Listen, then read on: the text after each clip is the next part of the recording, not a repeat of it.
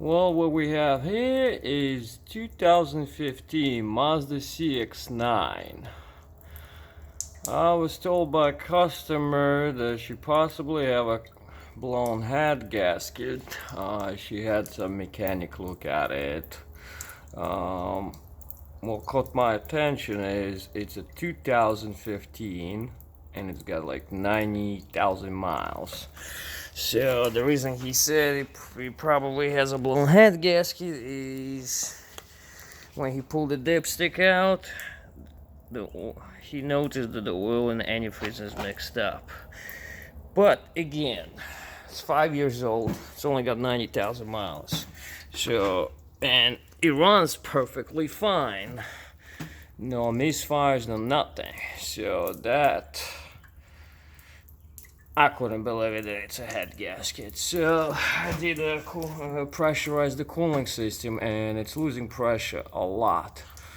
So this particular engine, this is a 3.7, it's got internal water pump that runs off the timing chain. So this is what I'm taking the video of. So I disassembled the engine, got the cover off. Couldn't really find where the leak was, so what I did is just filled it up with the water, and this is what you're watching. Is the water running down, presumably from the shaft of the water pump. So something went wrong, and pretty much probably over a gallon of antifreeze got into the oil, into the inside of the engine, into the oil pan. And they just mixed it all up. The antifreeze and oil, as you can see. So, and the leak is pretty massive. Don't forget, I just poured the water in. It's not like I pressurized the system, and this is how much it's leaking.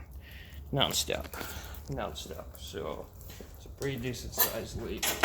So, if you I think this is a similar design. I mean, it's a Ford engine. I believe older version was a 3.5.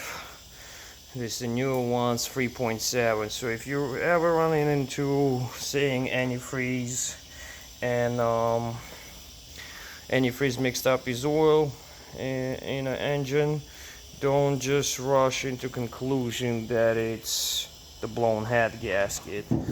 Do the testing and see what it is for sure, because like I said, in my case it's just the water pump that's bad.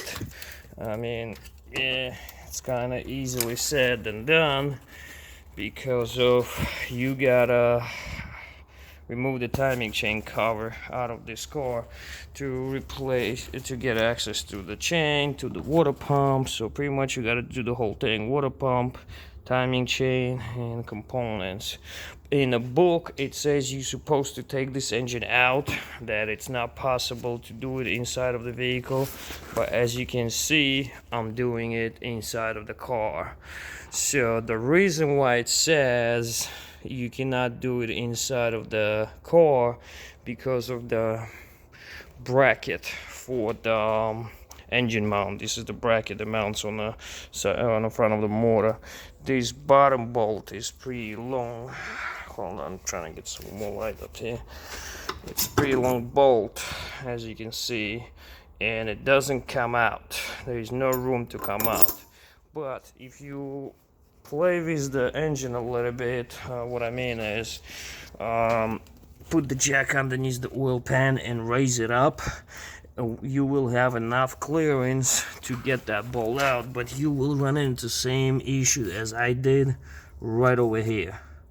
This is what I had to do. I just drilled a little bit hole, passway, I guess you can call it, for the bolt, and the bolt comes right out. This is nothing structural, I'm not doing any structural damage up here. This is completely safe and fine to do, so this is not a big deal. I just took about as thick as my finger in diameter, but that allowed me to save a lot of time. I was able to remove the bolt, remove the bracket. As far as the timing chain cover, it is a little pain in the ass to remove, but it does come out, no issues.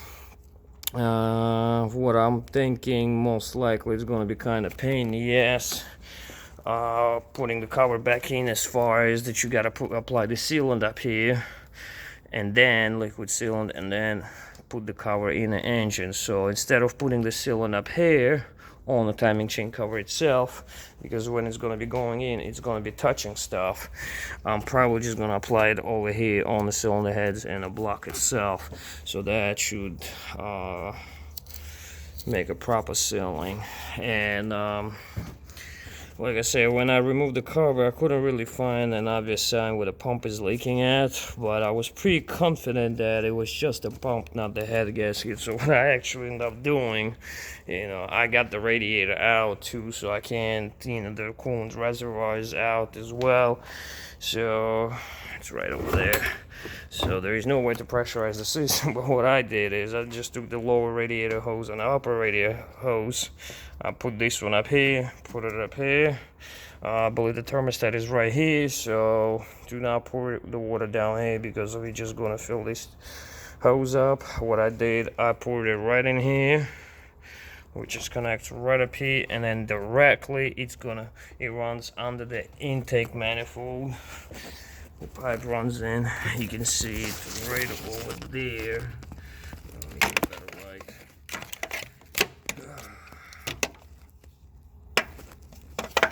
Yeah, that's the pipe. It runs in directly into the water pump. So, and I just poured the water in there and start looking where it's coming down. And as you can see in the beginning of the video, it's pretty obvious where it's coming out. So please, guys, just do the proper diagnostics before you come to conclusions and assume that it's just a head gasket and blah blah blah blah blah. Don't get yourself raped by $4,000 or $5,000 job to replace head gaskets over just a water pump, which is a little bit a lot pricier than a regular water pump replacements on the regular cars when it's an external, but still saves you some money. Alright, well, thanks a lot for watching. If you have any questions, just leave a comment and I'll get back to you. Thank you. Bye bye.